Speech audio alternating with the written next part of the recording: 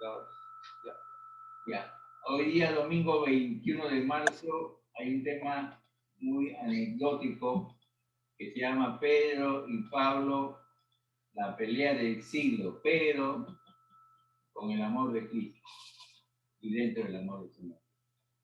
Vamos a ver por qué es ese tema tan asombroso. Ya, hay cosas que hay que tener claro, que cuando Jesús viene, realmente por motivo, vamos a leer capítulo 1 de Juan, capítulo 1 de Juan, donde se encuentra ese versículo que dice, a los suyos vino y los suyos no lo recibieron. El 11. Versículo 11. 11. No, muy bien, lo sabemos, recordamos. A los suyos vino y los suyos no lo recibieron.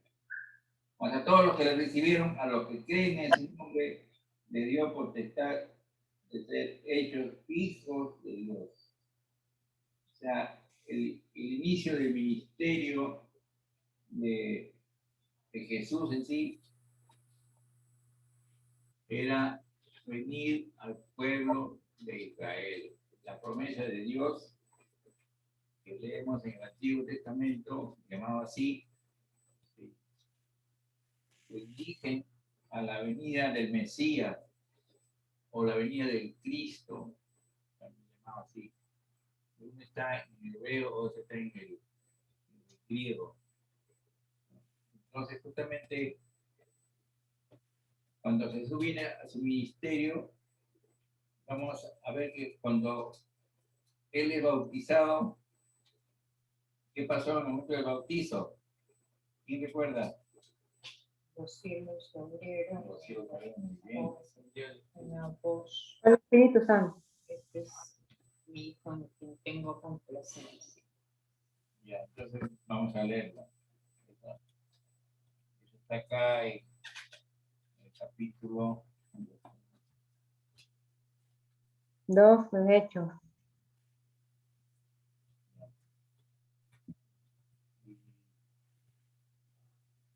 Dice acá, capítulo 1, versículo 29. Juan 1, 29. Dice así, el siguiente día vio Juan a Jesús, que venía a él y dijo, he aquí el Cordero de Dios que quita el pecado del mundo. 30. Este es aquel de quien yo dije, después de mí viene un varón, el cual es antes de mí, porque era primero que yo. 31. Y yo no le conocía, mas para que fuese manifestado a quién, a Israel, por esto vine yo bautizando con agua. También también dio Juan testimonio, diciendo, vi al Espíritu que descendía del cielo como paloma y permaneció sobre él. Y yo no le conocía, pero el que me envió a bautizar con agua, y el saltante, sería así, aquel me dijo, sobre quien veas descender el Espíritu Santo, sobre quien veas descender el Espíritu, y que permanece sobre él, ese es el que bautiza con el Espíritu Santo.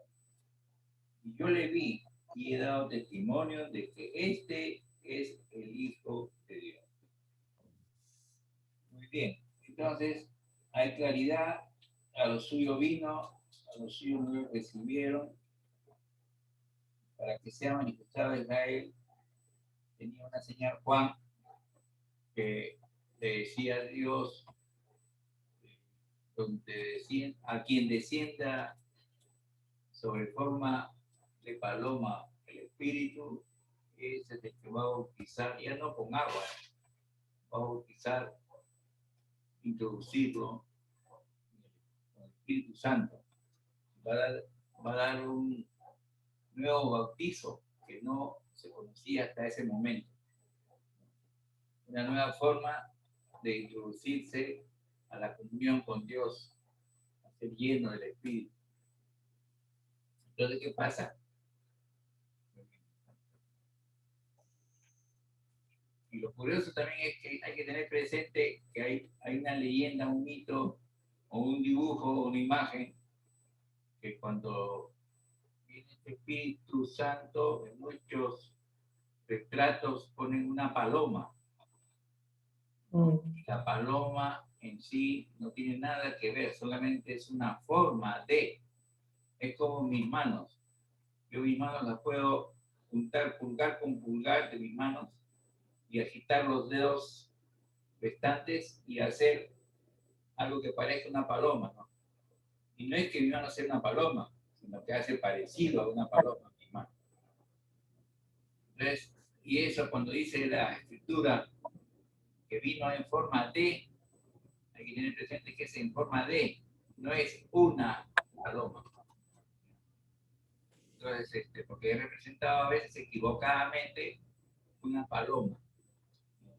Y eso no es así. Y eso solamente lo digo porque hay que ser bien estrictos en cosas puntuales, como dice la escritura, un poco de levadura puede ayudar la masa, ¿no? Ah, vino una paloma y se paró Jesucristo. No. Vino el Espíritu en forma de. Así que eso, a veces pareciera que no tuviera mucho interés, pareciera. Pero realmente cuando uno escudriña la palabra, como dijo Jesucristo, ¿no? Ni una coma, ni una tilde va a dejar de cumplirse. Y Dios lo pone así, en esa forma, y quiere que sepamos esa forma porque no quiere que nos confundamos. Ya la vez pasada algo he tratado de acerca de los infiltrados, ¿no? Los hermanos cristianos, entre comillas, que se infiltraban desde el tiempo de Pablo y causaron mucho malestar a Pablo y hasta azotes recibieron por testimonio malo daban de Pablo. Pablo muchas veces fue perseguido porque falsos hermanos daban un mal testimonio de Pablo y hablaban en contra de él. No querían reconocer su ministerio, su apostolado. Entonces, vamos a ver. Ahora, otra de las cosas que voy aprendiendo, porque la Biblia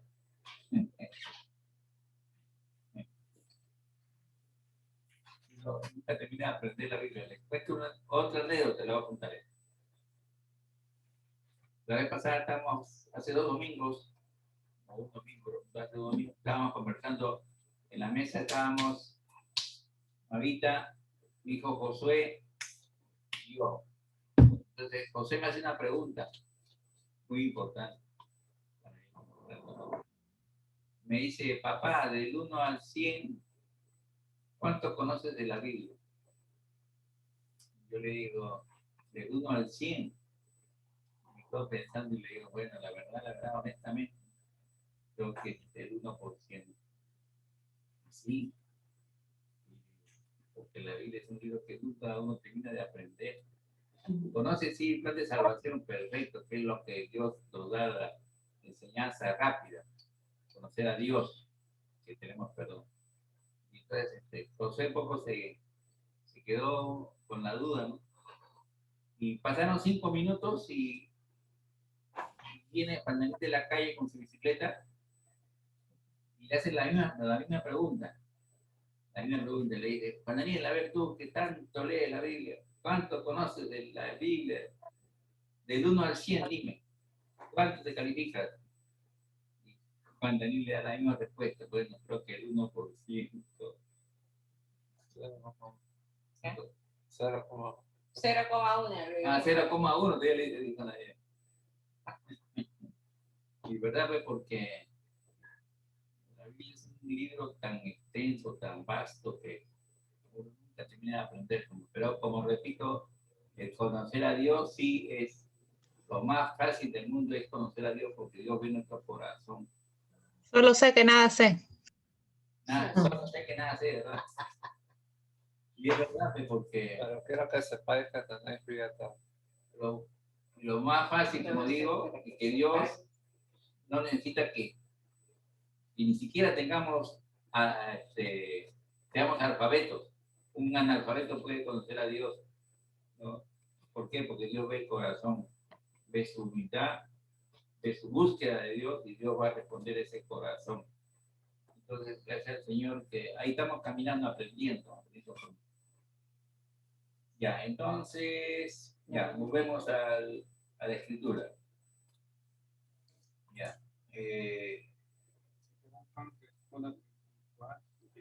Ya, sí. Ahora vamos a leer Mateo, ya. Vamos a proceder al Evangelio de Mateo. Mateo,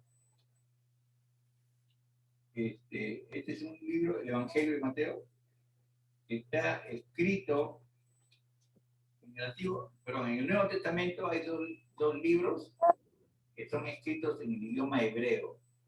Uno es, lógicamente, el libro de Hebreo y el otro es Mateo. Esos dos libros están escritos en el idioma hebreo, hebreo y griego, ¿no?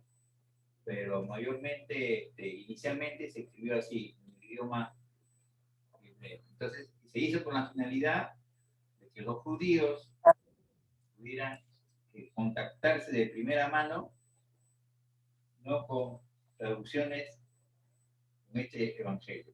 Entonces, Mateo tiene la particularidad de estar dirigido realmente a los judíos del tiempo de Jesucristo, para que lo conozcan.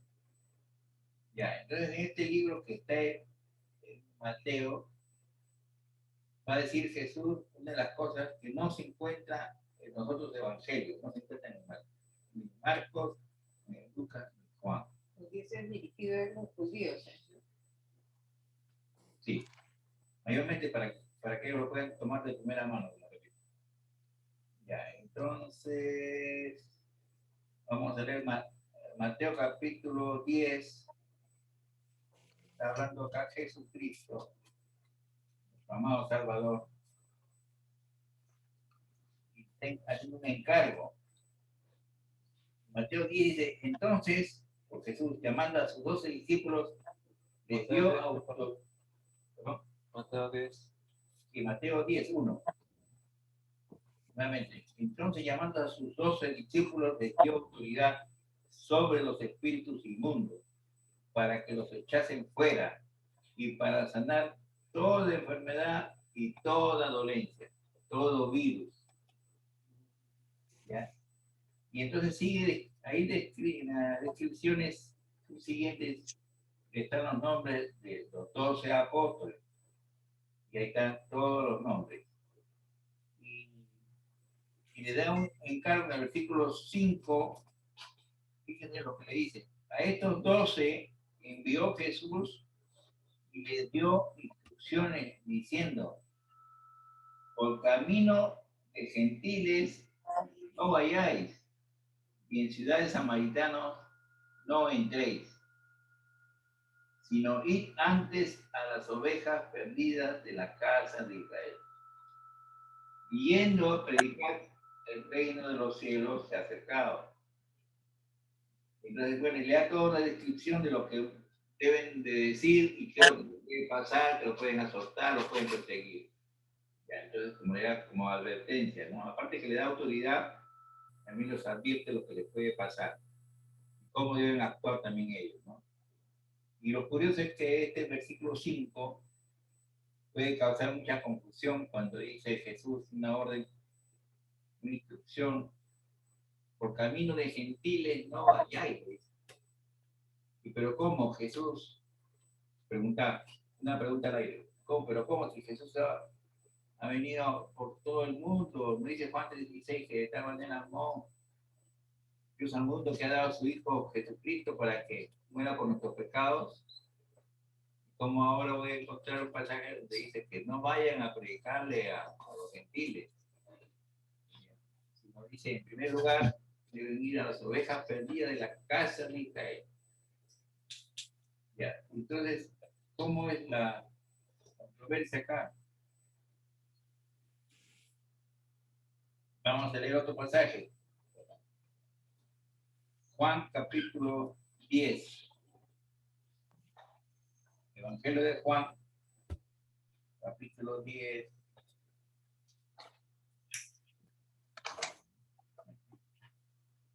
Capítulo 10 de Juan, versículo. Ya. Versículo 14 al 16.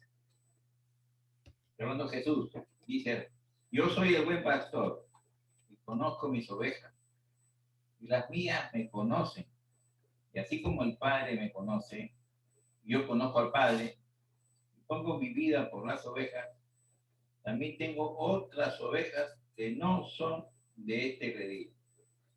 Aquellas también debo traer y oirán mi voz, y habrá un rebaño y un pastor.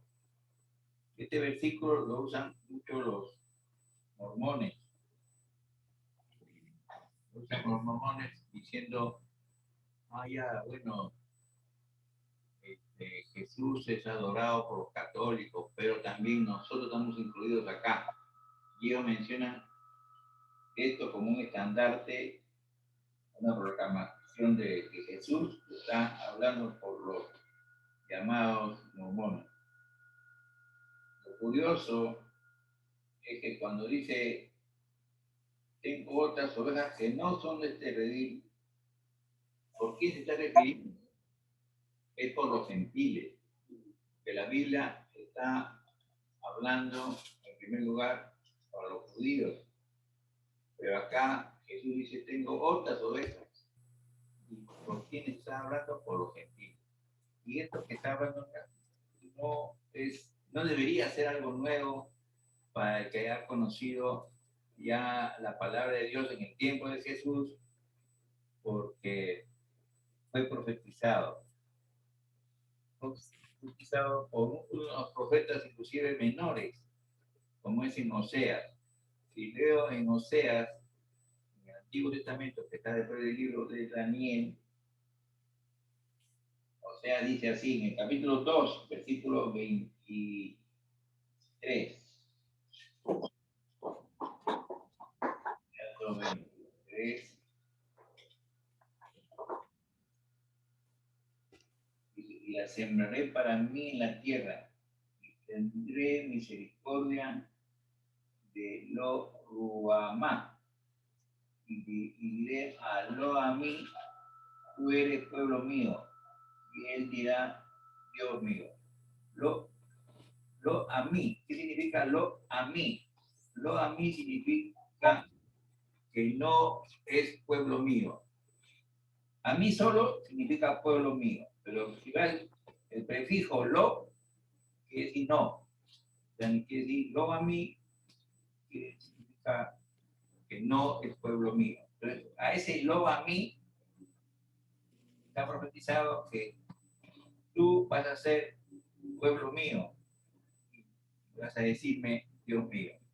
Entonces, fue una de las profecías que se encuentra, como digo, en un profeta menor, pero este profeta menor repetía también lo que había dicho Isaías y otros, y en todo el contexto, ¿no? En todo el contexto también, porque recordamos a Abraham, Sara, tenía uno que tenía dos hijos, ¿no? La esclava, Abraham, tenía su mujer. Entonces, uno fue hijo de la esclava, otro fue hijo de la libre. Y también ahí Dios se manifiesta porque a ambos le da bendiciones y dice que Isaac será llamada su descendencia y bendecirá a todos los pueblos de la tierra. Y ahí una pequeña fricción se puede decir entre lo que dice acá y lo que creen actualmente los judíos, que ellos sí, hasta el momento creo que se creen el pueblo exclusivo de Dios. Y es cierto en una parte, porque Dios sí manifestaba su presencia en un pequeño pueblo, porque escogió Dios a Israel no porque sea el más grande ni el más poderoso, sino porque escogió al más débil y pequeñito. Si uno ve el mapa geográfico, va a encontrar que Israel realmente viene como un punto en todo el mapa. Y cogió, justamente ahí dijo que ese pueblo de esa nación iba a hacer prevalecer hasta el fin de los siglos, ¿no? Y es así, pues, ¿no? Que nadie lo puede hoy en día destruir a Israel y permanece Israel. Entonces Dios está mostrando ahí su misericordia y su gloria también. Que a pesar de lo que es chiquito, cómo ha podido sobrevivir, porque los enemigos que tiene Israel alrededor de su frontera, también quieren hacerlo desaparecer del mapa, como lo han dicho, ¿no? Hasta actualmente. Pero Dios los sigue protegiendo. Ya, entonces, en la Biblia encontramos pues, que hay dos pueblos, uno de los pueblos judíos, el pueblo de Israel, que es a quien Dios se vino en persona, nació, envuelto en pañales. Y lo curioso es que cuando nace Jesucristo, no es reconocido por los que vivían en su entorno de Jerusalén, de Belén, de Israel. ¿Quiénes fueron los que primero reconocieron? La Biblia enseña en Mateo también que vinieron del oriente, o sea que nada que ver con ellos. Unos sabios vinieron y ellos habían estado viendo una estrella que los guió justamente a ver a Jesucristo, ¿no? En pañales. Ya por la historia de una cosa, pues conocemos de que ellos al llegar a Jerusalén, el pueblo dice que se asombró, dice, ¿qué hace esta caravana de estos hombres con camellos? ¿Qué pasó? Dice, la Biblia dice que se turbó toda Jerusalén cuando vinieron estos hombres desde Oriente. Y ellos decían, no, hemos visto sus estrellas, y es una señal de que ha nacido un rey, el rey Salvador. Y toda Jerusalén se turbó. Y sin embargo, la Biblia enseña en Lucas que había un hombre anciano que Dios le había dicho que él no iba a morir hasta que con sus ojos viera al Salvador. Y también había una profetisa, Ana. También igual Dios le había prometido que sus ojos iban a ver al Salvador. Entonces Dios cumplió con sus promesas para ambos y ambos vieron a Jesús bebé delante de ellos no vieron a Jesús. Entonces, fueron una de las poquísimas personas que se percataron de que había nacido el Salvador y estaba ya entre ellos. Aparte, por supuesto, de Juan el Bautista y la madre de Juan el Bautista, Elizabeth, que se había recibido por revelación todo lo que iba a pasar prontamente con la venida del Mesías. Pero siempre había dudas, ¿no? Había dudas, ¿será o no será el Mesías? ¿Cómo será? Y entonces, inclusive, recordemos que en pleno ministerio de Juan el Bautista, él un poco entra la duda, ¿no? ¿Será o no será el enviado de Dios, el Hijo de Dios? Y por eso que Juan el Bautista manda a preguntar a sus seguidores, vayan donde Jesús y pregúntenle si es que él es el que había de venir o que esperar a otro. ¿Por qué? Porque en la mente de los judíos, el libertador único que podrían ellos conocer tenía como un chip, que todo aquel que viniera de parte de Dios a darle la paz, tenía que venir como si fuera un conquistador, tenía que venir con una espada, tenía que venir con gente, con ejército, a caballo, y lo mismo como si fuera un David, como si fuera una reencarnación de David, ¿no? Que David, conocemos por la escritura lo valiente que era y las guerras que enfrentó. Entonces ellos en su mente pensaban, no, si es descendiente de David, tiene que venir igual que David, pues, con su armadura, a quitarnos de esta opresión del pueblo romano. Ellos pensaban que era así, pero ignoraban la escritura, pues, ignoraban las escrituras y pasaban muchos pasajes por alto. No querían hacer caso a lo que ya estaba diseñado por Dios. Y otro milagro que hizo Jesucristo, recuerden cuando él sana leprosos, y dicen, y Jesús le dice, vayan, y así como ordenó Moisés, hagan lo que él les había dicho, cumplan con ese, él sana 10 leprosos. Y esos 10 leprosos escuchan que Jesús le dice, vayan y ofrezcan la ofrenda que ordenó Moisés, ¿no?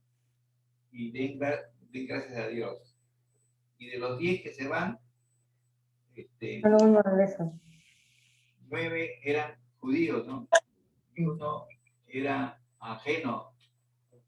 Y sin embargo, ese que era ajeno regresó donde Jesús. Él comprendió rápidamente la verdad espiritual y viene y da gracias a Jesús mismo, a Dios mismo.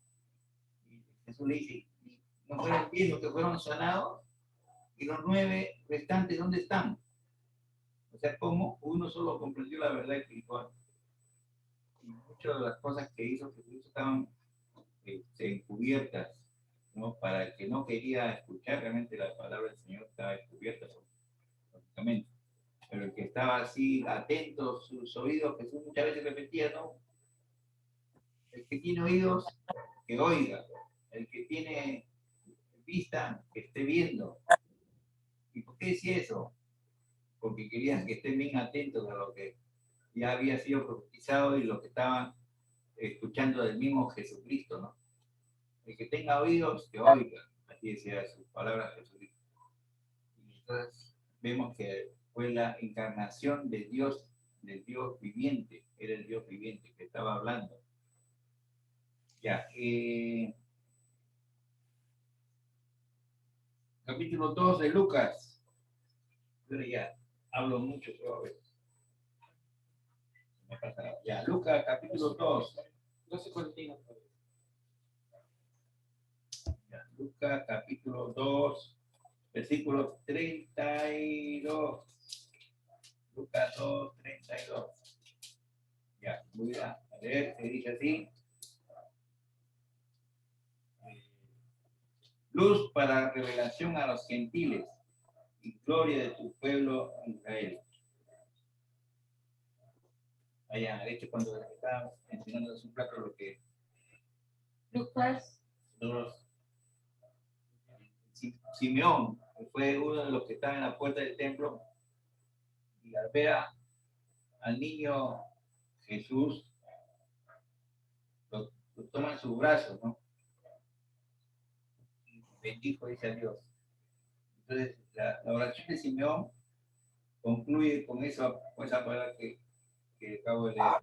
Luz para revelación a los gentiles y gloria de tu pueblo Israel. Porque mis ojos dicen han visto a tu Salvador, a tu salvación, la cual has preparado en presencia de todos los pueblos. Luz para revelación a los gentiles. Entonces era algo también ordenado por Dios, que los judíos no se podían juntar con otro tipo de gente. Y otro tipo de gente era llamado gentil. Como repito, había solamente un pueblo que era para Dios, el consagrado, el llamado, el ungido, el pueblo de Israel. Y los otros ajenos a ese pueblo, a las promesas, eran los gentiles. Eran los otros. Entonces, y había pues una orden bien escrita, decía que no se junten, y que a la vez una serie de ordenanzas, de decretos que Dios dio acerca de los alimentos para ellos, ¿no? Para los judíos, que no debían ingerir, alimentarse, porque tenía que también estar cuidando su salud y a la vez también obedecer en el sistema alimenticio para el bienestar de toda la población. Y entonces vamos a ver ahora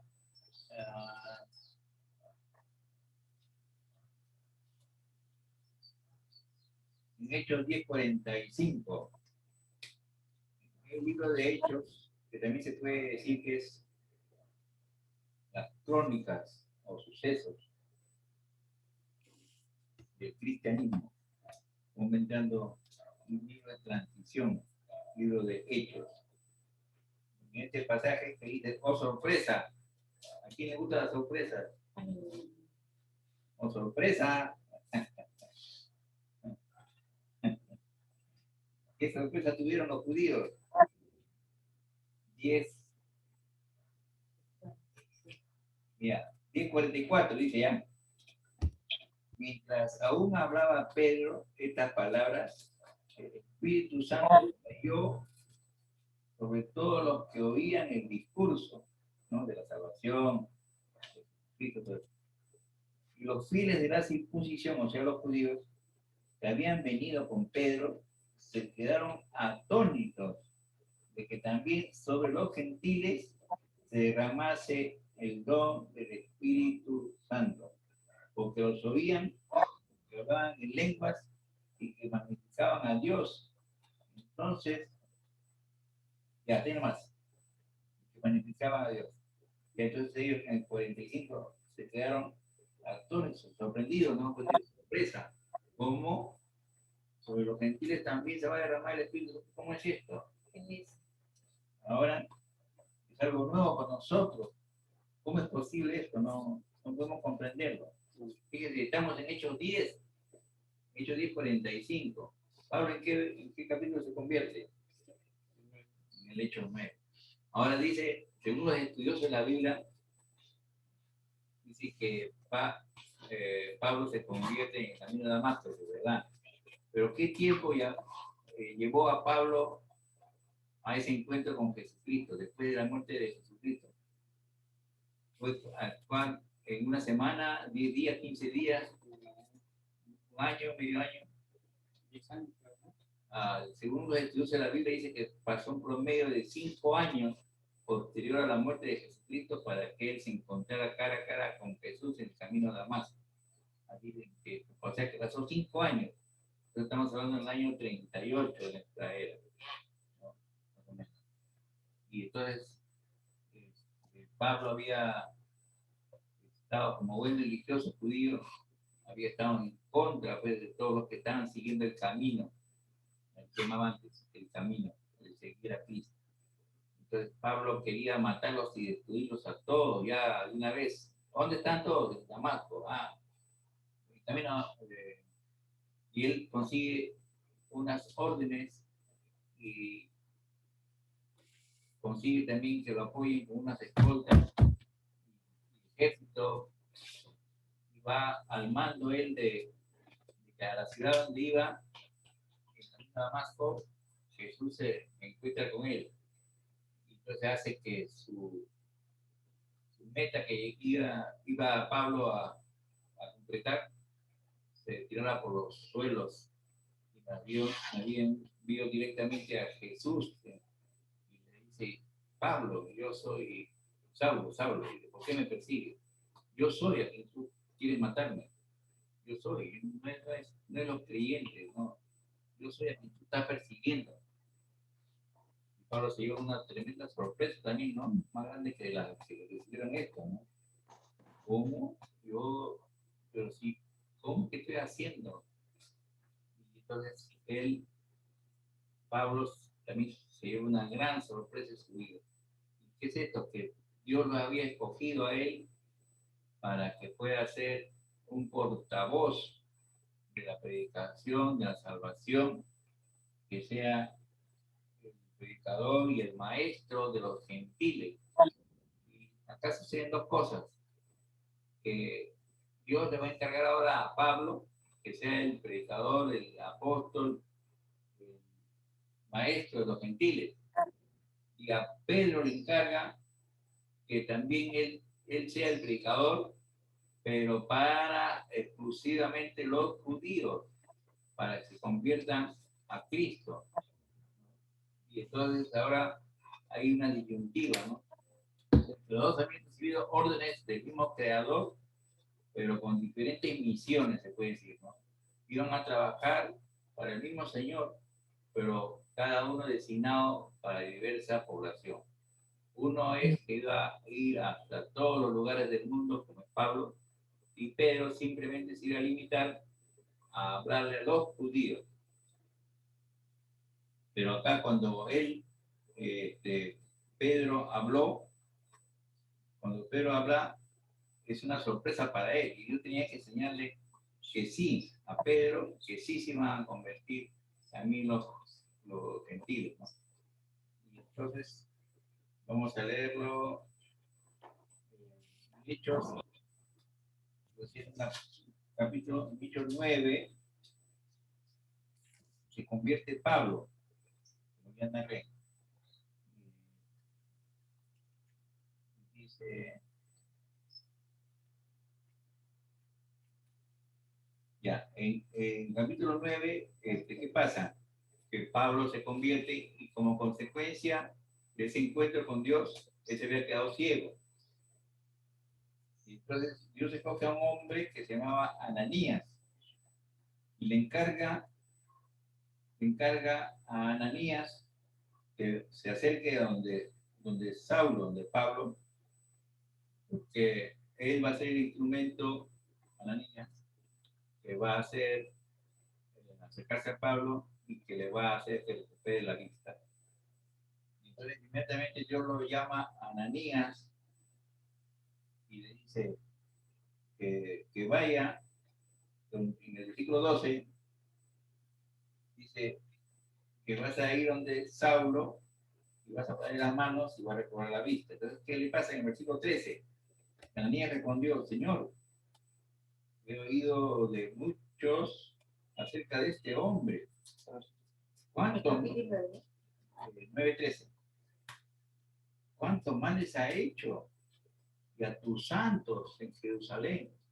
O sea, como decir a Dios, no, Dios, no te estás equivocando, no es un error que estás cometiendo.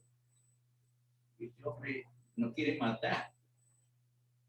Y le dice, y aún tiene autoridad de los principales sacerdotes para prenderlos a todos los que invocan tu nombre. O sea, le hace una reflexión a Ananías a Dios. Y como naturalmente creo que cualquiera puede hacerlo porque lo que está sucediendo a su vista le comenta a Dios. Entonces, ¿quién debe enseñar a Dios? ¿Quién, así como dice, quién instruirá a Dios? Nadie sabe lo que va a hacer. Pero Ananías es obediente. El Señor le dice nuevamente a Ananías, ve, se anda, porque instrumento escogido me es este, para llevar mi nombre en presencia de los gentiles y de reyes y de los hijos de Israel, porque yo le mostraré cuánto le es necesario padecer por mi nombre. Fue entonces Ananías, entró en la casa, poniendo sobre las manos, dijo, hermano Saulo, el Señor Jesús, que se te apareció en el camino por donde venía, me ha enviado para que recibas la vista y sea lleno del Espíritu Santo.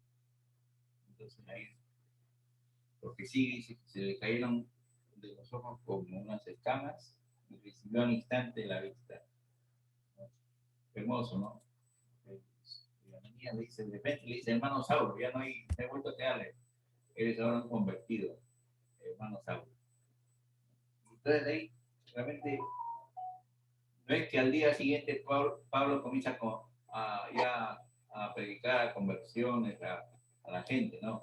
La Biblia enseña que todavía demoró unos años más todavía. Demoró 14 años. Y dice, cuando sucedió esto, no fue inmediatamente a consultar con los apóstoles a ver que Dios me ha revelado esto. No, dice que no consultó con carne ni sangre. Hechos, vamos a ver, Hechos 14, 27. Hechos 14.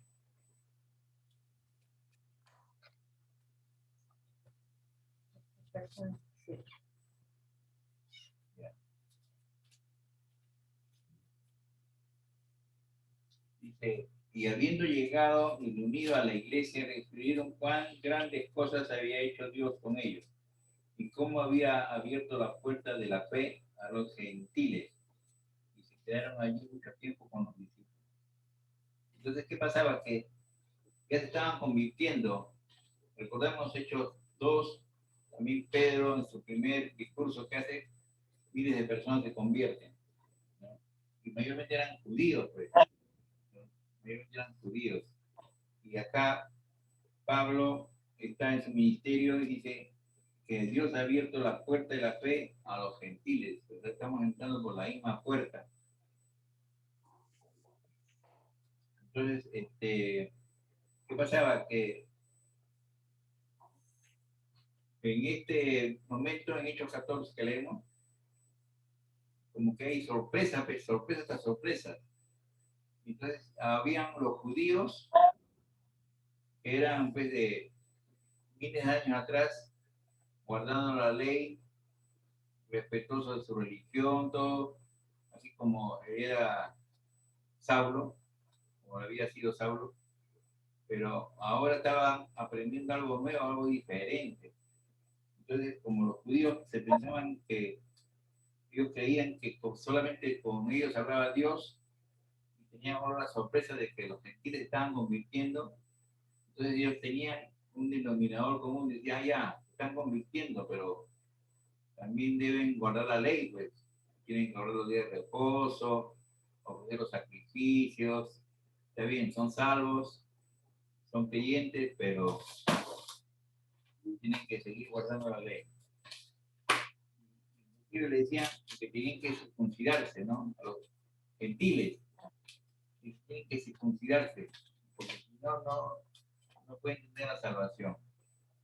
Está bien, hay que obedecer a Dios, entrar por la puerta del afecto, pero hay que circuncidarse y guardar todos los ritos. Entonces había un gran problema, pues, como ellos habían venido de, como repito, milenio atrás, enseñándoles Dios que no se junte con los gentiles, entonces, porque era una abominación que el pueblo de Dios esté junto con alguien que no obedecía a Dios, porque decía que tenían otros dioses, los gentiles, y de verdad, los gentiles muchas veces adoraban cualquier cosa, ¿no? Como hasta hoy en día. Entonces, vamos a leer el capítulo 15, llegamos a capítulo 15 de Hechos. Entonces, 15:1. Entonces, algunos que venían de Judea enseñaban a los hermanos: si no os circuncidáis conforme al rito de Moisés, no podéis ser salvos. Y como Pablo y Bernabé tuviesen una discusión y contienda no pequeña, con ellos se dispuso que subiesen Pablo y Bernabé a Jerusalén, y algunos otros de ellos, a los apóstoles y los ancianos, para tratar esta cuestión. Ese va a ser una de las cosas que se van reuniendo en este concilio que hay en Jerusalén. Y entonces dice que el versículo 3 dice que hay una conversión de gentiles. Entonces, ¿qué hacemos con los gentiles que se están convirtiendo a Dios? Entonces, se reúnen todos los ancianos, obispos, líderes en ese momento y deciden qué es lo que van a hacer con los gentiles que se iban convirtiendo al Señor. Entonces ellos deciden qué es lo que van a hacer y ahí le dice, pues no les dice, tienen que circuncidarse, tienen que guardar la ley, no. Le mandan un escrito, así como un acta de esa reunión. Deben haber discutido bastante, ¿no? Como dice el versículo 7. Después de mucha discusión, Pedro se levantó y le dice, pues, y así todo lo que había vivido Pedro. Ya, entonces, versículo 11 dice, Pedro, antes creemos que por la gracia del Señor seremos igual de salvos que ellos. Entonces toda la multitud cayó. O sea, una multitud los que estaban reunidos, no eran 2 personas, ni 5, ni 10, eran un sinnúmero de ancianos líderes, de todos los que estaban ahí en el concilio. Y están acordando,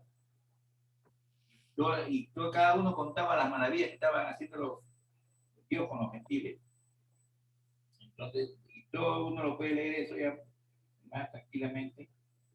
Entonces dice acá, en el versículo 20, dice que se escriban, que se aparten de las contaminaciones de los ídolos de fornicación, Acá estoy. de ahogado y de sangre.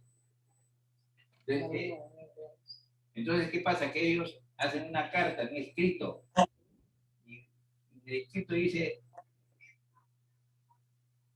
entonces hacen un escrito, y este escrito llega a todos los nuevos convertidos, los gentiles. Y ahora vamos a leer qué pasaba. Voy a terminar, discúlpenme que me haya extendido. Voy a robarle 5 minutos, por favor. No me demore más. Y entonces vamos a leer en Gálatas. En Gálatas vamos a leer Gálatas 2.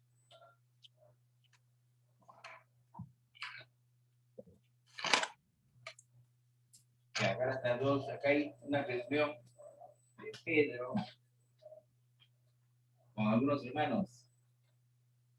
Ya, dice Gálatas capítulo 2, versículo 14. Allá. Versículo 11. Gálatas 2, 11. Está hablando Pablo, ¿ya? Acerca de Pedro. Pero cuando Pedro vino a Antioquía, Ya vamos a orar y ya te voy a sentir. Ya tienen que esperar. Donde quieran, donde quieran. me resistí cara a cara, porque era de condenar. Pues antes que viniesen algunos de parte de Jacobo, comía con los gentiles, pero después que vinieron se retraía y se apartaba, porque tenía miedo de los de la circuncisión. Y en su simulación participaban también los otros judíos, de tal manera que aún Bernabé fue también arrastrado por la hipocresía de ellos. Pero cuando vi que no andaban rectamente conforme a la verdad del Evangelio, dije a Pedro, delante de todos, si tú, siendo judío, vives como los gentiles y no como judío, ¿por qué obligas a los gentiles a judaizar? Nosotros judíos de nacimiento y no pecadores entre los gentiles, sabiendo que el hombre no es justificado por las obras de la ley, sino por la fe de Jesucristo. Nosotros también hemos creído en Jesucristo para ser justificados por la fe de Cristo y no por las obras de la ley, por cuanto por las obras de la ley nadie será justificado. Entonces se produjo una gran trifulca acá, Pedro con Pablo, ¿no? Y Pablo mismo tuvo que reprenderlo públicamente porque lo que estaba haciendo Pedro es realmente un acto de hipocresía, ¿no? Y haciendo quedar mal pues, a uno y a otro, porque cuando venían los gentiles comía con ellos, pero apenas vienen los judíos y lo ven comiendo los gentiles, él dice, no, hay que separarnos de ellos. Y no era así, pues, ¿no? ¿Y qué pasa? En la comprensión de todo el contexto, es que así al comienzo había un temor, pues, ¿no? Un no saber exactamente cuál eran las cosas. Aunque ellos como apóstoles debían saberlo, ya Pedro, pero como que le faltaba un poco de valor de tomar una decisión, ¿no? Por eso es que Pablo le recrimina, pero sí, tú debes saberlo, porque tú eres apóstol, no eres un creyente, un convertido reciente. Y entonces, y eso podía causar más confusión si otros lo veían que no era discriminado públicamente como lo hizo Pablo. Bueno, hasta aquí fue mi parte. No sé qué tanto puedo haber ampliado dentro del tema, pero quería poner esa base, ¿no? De que Jesucristo, cuando viene, es para, murió por todos nosotros, sí, pero hay instrucciones que da Jesucristo, le dice, no vayas por caminos de gentiles, pero eso fue temporalmente, no fue un tiempo, de las cosas que le da órdenes Jesucristo, y a veces se dice, no, pero si Jesucristo siempre hizo milagros, tampoco es así, porque Jesucristo no siempre hizo milagros. Jesucristo empezó, y está en la Biblia, ¿cuál fue su primer milagro? Su primer milagro fue en la boda de Caná. Entonces, a ese ciego que vivió 38 años, como dice la Escritura, que lo vio en la calle 38 años y recién lo va a curar, porque así era el plan de Dios. El plan de Dios era, en el tiempo vio que se iba a curar porque no podía hacer milagros antes. Por eso es que él, cuando hace sus milagros, él va caminando o enseñándonos que cuál fue el primer milagro y qué también los apóstoles también con sus milagros, y fue un tiempo de milagros que hicieron también los apóstoles, señales de apóstoles se llamaban. Así que esa parte hay que al menos comprenderla bien, que hubo un tiempo en que solamente los judíos se creían que eso era escogido por Dios, pero ahora se ha ampliado la puerta y nosotros los gentiles podemos entrar y tenemos la misma, somos los mismos, somos los coherederos con ellos, somos coherederos y todo es por la fe en Jesucristo, porque Pablo decía, si por la ley pudiéramos salvar, entonces por demás murió Cristo. Ya, muchas gracias, muchas gracias. Amén. Ya, ¿alguna pregunta, algún agregado? 1 y 10 minutos, nos pasamos, perdón. Gracias, papacito. Sí, pero también recordar que la salvación, en primero, como dice Pablo, es para los judíos, pues, ¿no? Yo pienso que el amor del Señor es tan grande que su gracia nos alcanzó. Pero primeramente los judíos, no sé si serán salvos o no serán salvos, solo el Señor lo sabe, los que van conforme a su mente, ¿no? Pero el Señor mismo es que les da esa mente reprobada y a nosotros nos da la gracia de conocerlo. Gracias, papacito, por compartir. Ya, muy bien. Ya, a ver, Juanda. Padre Santo, gracias por este día. Gracias por tu amor. Ya, pues, sabes, tú abriste la puerta a los gentiles. Yo te invoqué para que nos guíes con tu luz. Gracias por el mensaje, te pido por Betsy, mi hermana, para que el embarazo salga todo bien. El Lord está aquí, siempre guárdalo. Por mi tía Luz y mi tía Mónica que están en Ancón, por mi tía Luz en su pierna, que se mejore. Por Maritza, por que no han podido reunirse, también guárdalos. En nombre de Jesús. Amén. Y por el cumpleaños de Marisa, que viene Por cumpleaños. ¿Qué te va a decir? Y el martes, ¿qué no tienes tiempo para hacerlo solo de repente? ¡Felicidades, Marisita! Gracias, Noé. Ya, saludos, Marisa. Muchas bendiciones, guárdanos torta. Gracias. Torta virtual. Linda. Ay, Bendiciones, Maritza, linda. Oración para ti. gracias, chicos. Gracias, gracias. Chao, chao. Chao. Bye. Bendiciones para todos. Gracias por lo que nos han podido. Bendiciones.